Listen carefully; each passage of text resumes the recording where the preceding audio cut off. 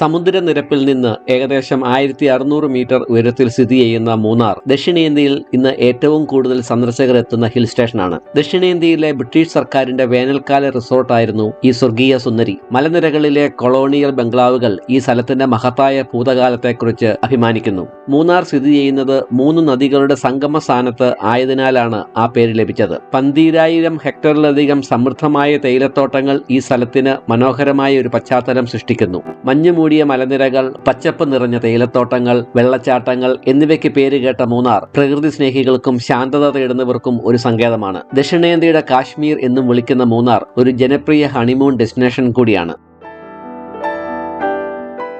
മൂന്നാറിലെ പ്രധാന ആകർഷണങ്ങളിൽ ഒന്നാണ് ഇരവിക്കുളം നാഷണൽ പാർക്ക്. മൂന്നാർ പട്ടണത്തിൽ നിന്ന് ഏകദേശം 8 കിലോമീറ്റർ അകലെ തെക്കൻ പശ്ചിമഘട്ടത്തിൽ സ്ഥിതി ചെയ്യുന്ന ഈ പാർക്ക് വംശനാശ ഭീഷണി നേരിടുന്ന കാട്ടാടായ നീലഗിരി താറിന്റെയും 12 വർഷത്തിലൊരിക്കൽ മാത്രം പൂക്കുന്ന നീലക്കുറിഞ്ഞിയുടെയും ആവാസ കേന്ദ്രമാണ്. പാർക്കിലേക്കുള്ള പ്രവേശന കവാടമായ 5-ാം മൈലിൽ നിന്നും പാർക്കിന്റെ മിനി ബസ്സുകളിൽ കയറി വേണം രാജമലയിലേക്ക് പോകുവാൻ. അവിടെ നിന്ന് 1 കിലോമീറ്റർ നടന്നാൽ നീലഗിരി വരയാടുകൾ വസിക്കുന്ന പ്രദേശത്ത് എത്താം. ഈ പാർക്കിൽ പ്രതിദിനം 3500 എൻട്രി ടിക്കറ്റുകൾ മാത്രമേ വിതരണം ചെയ്യുന്നുള്ളൂ. അതിൽ 75% ടിക്കറ്റുകൾ ഓൺലൈനിലൂടെയും ബാക്കിയുള്ളവ ടിക്കറ്റ് കൗണ്ടറുകളിലും ലഭ്യമാണ്. പാർക്കിലേക്ക് ഭക്ഷണപാനീയങ്ങളും പ്ലാസ്റ്റിക്കുകളും കൊണ്ടുപോകുന്നത് കർശനമായി നിരോധിച്ചിരിക്കുകയാണ്. പ്രായമായവരും നടക്കാൻ ബുദ്ധിമുട്ടുള്ളവരുമായ സന്ദർശകർക്ക് വേണ്ടി എക്സ്ട്രാ പേയ്മെന്റിൽ ഇലക്ട്രിക് ബഗ്ഗി കാറുകളുടെ സർവീസും ഇവിടെ ലഭ്യമാണ്.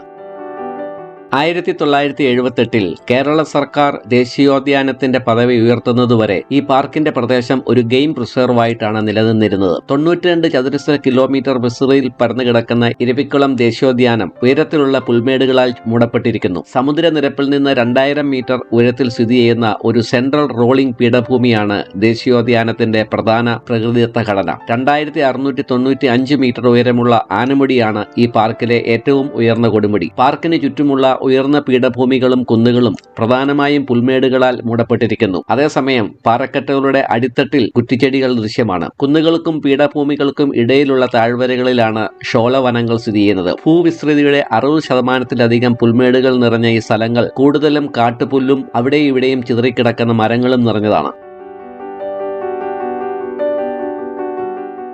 ആദ്യകാല ബ്രിട്ടീഷ് പര്യവേഷകർ 1879 ഒരു പ്ലാന്റേഷൻ സൊസൈറ്റി സ്ഥാപിച്ച് ഈ പ്രദേശത്ത് സ്ഥിരതാമസമാക്കാൻ തുടങ്ങി. കൃഷി കൂടാതെ ബ്രിട്ടീഷുകാർക്ക് വേട്ടയാടുവാനായി പ്രത്യേക സ്ഥലങ്ങളും ഉണ്ടായിരുന്നു. പ്രാദേശിക സാമ്രാജ്യത്തിന്റെ തലവനായിരുന്ന പൂഞ്ഞാട്ട് രാജയിൽ നിന്ന് 227 ചതുരശ്ര മൈൽ വിസ്തീർണത്തിലുള്ള സ്ഥലം കുറഞ്ഞ വിലയ്ക്ക് അവർ സ്വന്തമാക്കി. ഹൈറേഞ്ചിലെ ആദ്യത്തെ തേയില 1890-ലാണ് നട്ടുപിടിപ്പിച്ചത്. താമസിയാതെ ഈ പ്രദേശം പ്രകൃതിദത്ത സസ്യങ്ങളെ നീക്കം ചെയ്തുകൊണ്ട് തേയിലയുടെയും യൂക്കാലിപ്റ്റസിന്റെയും വിപുലമായ കൃഷിക്കായി ഉപയോഗിച്ചു. കണ്ണൻദേവൻ ഹിൽ പ്രൊഡ്യൂസ് കമ്പനി 1971 വരെ ഈ പ്രദേശം ഒരു ഗെയിം റിസർവായി നിലനിർത്തി. പിന്നീട് 1978 മൂന്നാർ ഡിവിഷനാണ് ഈ പ്രദേശം ദേശീയോദ്യാനമായി ഉയർത്തിയത്. ഇപ്പോൾ ഹൈറേഞ്ച് വൈൽഡ് ലൈഫ് എൻവയോൺമെന്റൽ പ്രിസർവേഷൻ അസോസിയേഷൻ നീലഗിരി താറിനെ സംരക്ഷിക്കുക എന്ന തീവ്രമായ ദൗത്യവുമായി പാർക്കിന്റെ പരിപാലനത്തിനും സംരക്ഷണത്തിനുമായി വനംവകുപ്പുമായി ചേർന്ന് പ്രവർത്തിക്കുന്നു.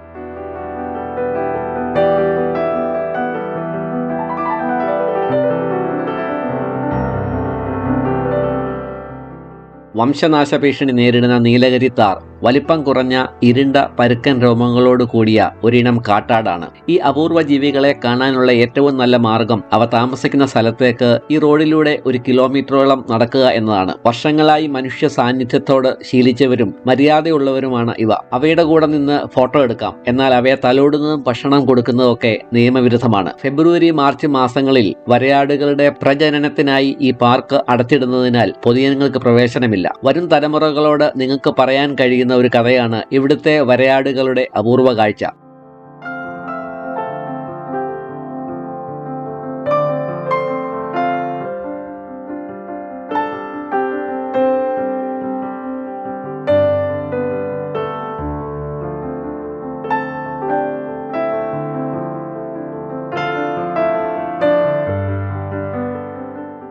വംശനാശ ഭീഷണി നേരിടുന്ന നീലഗിരി താറിന്റെ ഏറ്റവും കൂടുതൽ സംഖ്യയുള്ളത് ഈ പാർക്കിലാണ്. ഇവ കൂടാതെ നീലഗിരി മാർട്ടിൻ, റെഡി മംഗൂസ്, ചെറിയ നഖമുള്ള ഓട്ടർ, വലിയ മലയണ്ണാൻ എന്നിവയുൾപ്പെടെ 48 ഇനം സസ്തനികൾ ഈ പാർക്കിലുണ്ട്. അവയിൽ 17 എണ്ണം പശ്ചിമഘട്ടത്തിൽ മാത്രം കാണപ്പെടുന്നവയാണ്. ഉഭയജീവികൾ, പക്ഷികൾ, ചിത്രശലഭങ്ങൾ എന്നിവയാണ് പാർക്കിലെ മറ്റു ജീവികൾ. സാധാരണയായി 1300 മുതൽ 2400 മീറ്റർ വരെ ഉയരത്തിൽ കാണപ്പെടുന്ന നീലക്കുറിഞ്ഞി നീലഗിരി പർവ്വതനിരകളിൽ കാണപ്പെടുന്ന ഒരു കുറ്റിച്ചെടിയാണ്. ഇതിന്റെ പർപ്പിൾ നീല നിറത്തിലുള്ള പൂവ് 12 വർഷത്തിലൊരിക്കൽ മാത്രമേ പൂക്കുകയുള്ളൂ. ഏകദേശം 250 സ്പീഷീസുകളുള്ള ഇതിന്റെ 46 എണ്ണം ഇന്ത്യയിൽ കാണപ്പെടുന്നുണ്ട്. ഓരോ 12 വർഷത്തിലും മൂന്നാറിലെ കുന്നുകൾ കുറിഞ്ഞിയുടെ നീലപ്പൂക്കളുടെ ഒരു കടലായി മാറുന്നു. ഇരവിക്കുളം പാർക്ക് ഈ സമയത്ത് അഭൂതപൂർവമായ ജനക്കൂട്ടത്തിന് സാക്ഷ്യം വഹിക്കാറുണ്ട്. സന്ദർശകർക്കായി ഈ പാർക്കിൽ ഒരു ചെറിയ കുറിഞ്ഞി ഉദ്യാനം അധികൃതർ സൂക്ഷിക്കുന്നുണ്ട്. 2018 ഈ അപൂർവ കാഴ്ച അവസാനമായി ഇവിടെ കണ്ടത്. അതുകൊണ്ട് തന്നെ മൂന്നാറിലെ വ്യാപകമായ അടുത്ത നീലക്കുറിഞ്ഞി വസന്തം 2030 സാധ്യത. ഇവിടം വരെ മാത്രമേ പൊതുജനങ്ങൾക്ക് പ്രവേശനത്തിനുള്ള അനുമതിയുള്ളൂ. മുമ്പോട്ട് പോയാൽ തേയിലത്തോട്ടങ്ങളും അത് കഴിഞ്ഞാൽ പിന്നെ തമിഴ്നാടിന്റെ അതിർത്തിയുമാണ്.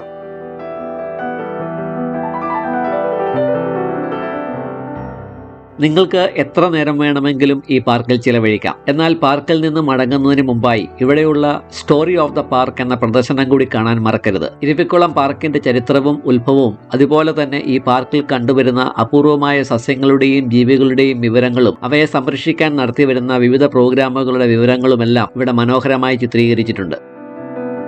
പ്രകൃതി പ്രവചനാതീതമാണ്.